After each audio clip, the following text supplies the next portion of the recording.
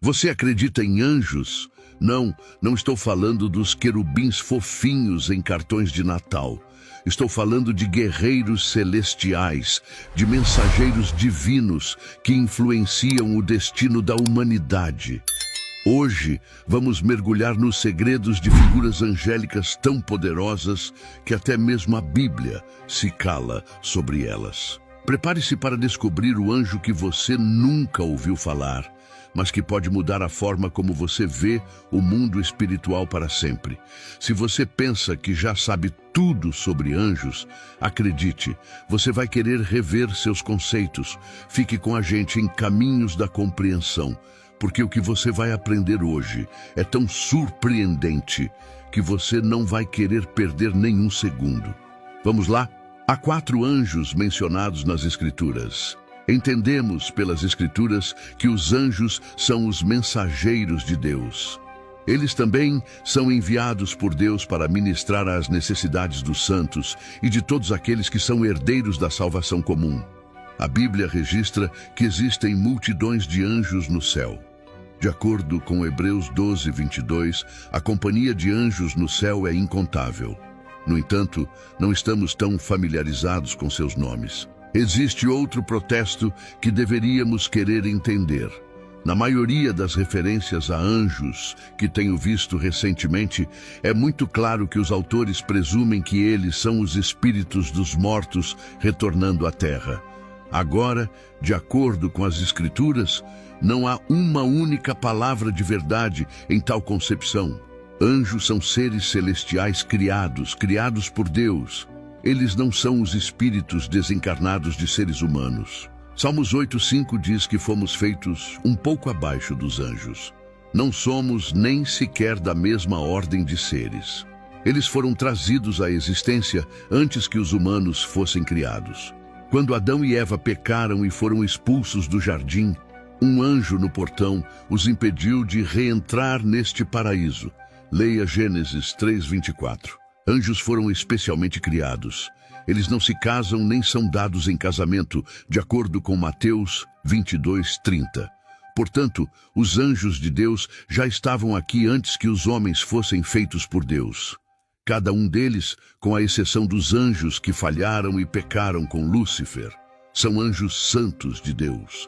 Eles amam seu Criador e obedecem a todos os seus mandamentos. Você lê isso em Salmos 103:20. Existem várias ordens da hoste angelical. Serafins e querubins são mencionados em Isaías 6:2 e Salmos 81. Anjos estão aqui para ajudar as pessoas, homens e mulheres, meninos e meninas. A Bíblia é um livro de anjos. Em todas as Escrituras, temos apenas 4 anjos nomeados. Isso inclui anjos caídos e anjos santos. Vamos fazer um breve estudo de cada um deles e das funções que desempenham, de acordo com a tarefa a que foram divinamente designados. Comecemos com Lúcifer, o anjo caído. Isaías 14:12 faz referência a Lúcifer como um dos anjos no céu antes de sua eventual queda, como resultado de seu orgulho e conspiração contra o Altíssimo. Quando o diabo decidiu se exaltar, vemos em Isaías 14:12, como caíste do céu, ó Lúcifer, filho da manhã, como foste cortado até o chão, tu que debilitavas as nações. Porque disseste no teu coração, subirei ao céu, exaltarei o meu trono acima das estrelas de Deus. Também me assentarei sobre o monte da congregação, aos lados do norte. Subirei acima das alturas das nuvens e serei semelhante ao Altíssimo. Lúcifer era uma criatura bela no céu. Vemos isso na Bíblia, um ser magnífico. O profeta Ezequiel o descreveu como o selo da perfeição, cheio de sabedoria e perfeito em beleza. Cada pedra preciosa era sua cobertura. Ele era o querubim ungido que cobre. Ele era perfeito em seus caminhos desde o dia em que foi criado. Lúcifer foi totalmente adornado pelo Criador para refletir a sua glória. Agora, vamos falar sobre Miguel, o arcanjo. Miguel é conhecido como o arcanjo de Deus, ou seja, o anjo-chefe. As Escrituras frequentemente se referem ao arcanjo Miguel como um príncipe-chefe dos céus. O anjo Miguel é um dos arcanjos no céu, associado à guerra espiritual. Você pode notar que na maioria das vezes em que ele é mencionado na Bíblia, há uma batalha a ser travada. Miguel dificilmente será mencionado quando não há guerra espiritual acontecendo. Ele é um guerreiro espiritual, especialista em combates. O arcanjo Miguel terá um papel importante nos eventos do fim dos tempos. Como você esperaria, vemos nos últimos dias de Daniel, capítulo 12, versículo 1. Naquele tempo se levantará Miguel, o grande príncipe, o defensor dos filhos do teu povo. Note as palavras cuidadosamente escolhidas da Bíblia. Ele vigia sobre os filhos do seu povo. Ele não é apenas o anjo associado à guerra, mas também é um protetor.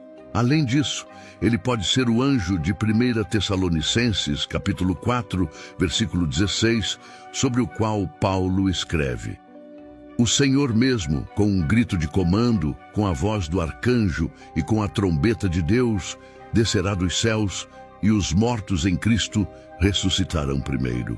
Em Apocalipse capítulo 12, versículos 7 a 9, lemos como o anjo Miguel liderou a batalha contra o diabo e os anjos caídos, e eles foram expulsos do céu. O orgulho fez com que Lúcifer tentasse lutar contra o Todo-Poderoso. Ao descobrir que seus planos haviam sido desmascarados, ele se endureceu por causa do orgulho e, consequentemente, tentou iniciar uma guerra. Mas foi o orgulho que patrocinou sua queda. O anjo Miguel e seus exércitos guerrearam contra Lúcifer, até que não houvesse mais lugar para ele no céu. Apocalipse 12, 7 e 8 relata os eventos da guerra no céu da seguinte maneira: Houve então uma guerra no céu. Miguel e seus anjos lutaram contra o dragão, e o dragão e seus anjos revidaram, mas não prevaleceram, e já não se achou no céu lugar para eles. O orgulho é o caminho que leva à destruição. Miguel é notável por sua grande força quando se trata de lutar batalhas. Ele derrotou o diabo e o expulsou do céu quando a iniquidade foi encontrada nele. De novo, Miguel cumpriu seu ministério de guerra quando Daniel orou por 21 dias, mas a resposta à sua oração foi atrasada pelo príncipe da Pérsia. O príncipe da Pérsia guerreou contra outro anjo que estava trazendo as respostas às orações de Daniel. Devido à persistência de Daniel em oração, Miguel teve que intervir, resgatando o outro anjo das mãos do príncipe da Pérsia. Em Daniel 10, 12 e 13, o anjo finalmente chegou até Daniel e disse: Não temas, Daniel, pois desde o primeiro dia em que você propôs no seu coração entender e se humilhar diante do seu Deus, suas palavras foram ouvidas, e eu vim por causa das tuas palavras. Mas o príncipe do reino da Pérsia me resistiu por 21 dias. Porém Miguel, um dos príncipes principais, veio para ajudar-me, e eu fiquei ali com os reis da Pérsia. Miguel derrotou o príncipe da Pérsia e também repreendeu o diabo em nome do Senhor, quando disputou pelo corpo de Moisés. Em Judas 1, 9. Miguel é designado por Deus para lutar batalhas e nunca perdeu uma. O fato de Miguel ser um arcanjo prova que há ordens e hierarquias entre os anjos. Por exemplo, não foi apenas Miguel que lutou contra o diabo e seus anjos em Apocalipse 12, 7 e 9, mas ele liderou outros anjos, mostrando que é o comandante em chefe deles. Gostaria também de destacar que em Daniel 10, 13, Miguel é referido como um dos príncipes principais, o que sugere que no céu há mais. A Bíblia, no entanto, é silenciosa sobre isso. O anjo Gabriel, se você já ouviu a história do Natal, provavelmente reconhece Gabriel como o nome do anjo que trouxe a Maria a notícia de que ela ficaria grávida e daria à luz a Jesus.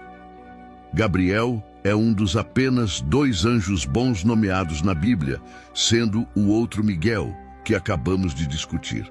Gabriel às vezes é chamado de Arcanjo Gabriel, mas a Bíblia nunca lhe dá esse título. Miguel é claramente referido como um arcanjo em Judas, mas Gabriel não é mencionado como tal na Sagrada Escritura. A principal função atribuída